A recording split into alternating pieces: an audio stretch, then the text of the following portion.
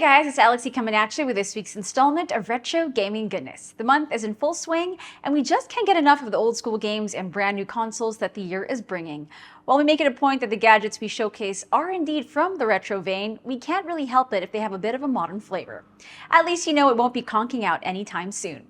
In terms of games, we're looking at a classic title based on a classic movie franchise, and an homage to a game that was part of a simpler, more golden time of gaming. If you're as hyped as we are, stick around.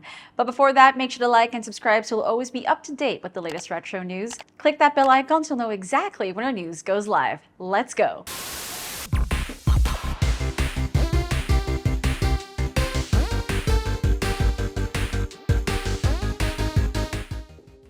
First off, we got Pixelbrei Games in collaboration with Bitmap releasing the eagerly awaited Timo's Castle for the good old Commodore 64. Yes, just jumping right into it. All we're getting is a nice homage to what everyone would describe as the golden era of gaming. Timo's Castle is a nice crossover between Switzerland and Germany that takes huge inspiration from the beloved classic Henry's House by Chris Murray. While this is definitely a more modern port, the game originally launched in 1984 for the Commodore 64 and Atari XE and XL, and it's found its way back.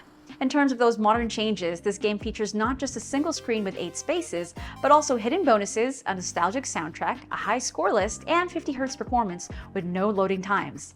It's worth noting that Timo's Castle is also available both as a digital download and physical edition through Bitmap Soft. So if you miss this kind of action, best to check it out. And we got another banger for the Commodore 64 straight out of 1984 and making its way into the modern times 40 years later.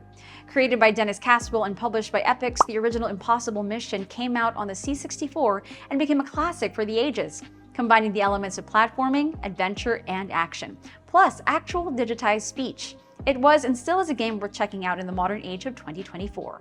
Thanks to GRU, anyone interested will get to do just that and on the exact same console with Mission Impossible Revised. The modern report now features a tidier interface, a smoother look, and some interesting RNG that ensures that the game switches things up every time, which is a really good thing to consider, given this is Mission Impossible.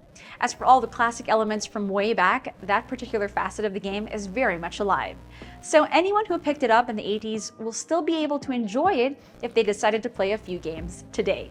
So your mission, should you choose to accept it, is to pick up Mission Impossible Revised for the C64 and to play it to your heart's content. If you've been keeping up with our updates these past couple of weeks, we've covered a couple of new handheld consoles looking to, well, throw hands. We're talking about the brand new additions to Evercade's lineup, the EXP-R and VSR. Well, it looks like they found their way to Amazon and maybe soon into your own hands. In case you missed it, the Evercade EXP-R and VSR look to be alternative versions of their older counterparts, with a couple of new features that set them apart. For the EXP-R, we get a more affordable price and a different physical aesthetic. For the VSR, we get vertical game support for the Tate fans out there. As of now, we can confirm that Lara Croft from Tomb Raider will be the face of these new consoles, one of which is now available for pre-order on Amazon.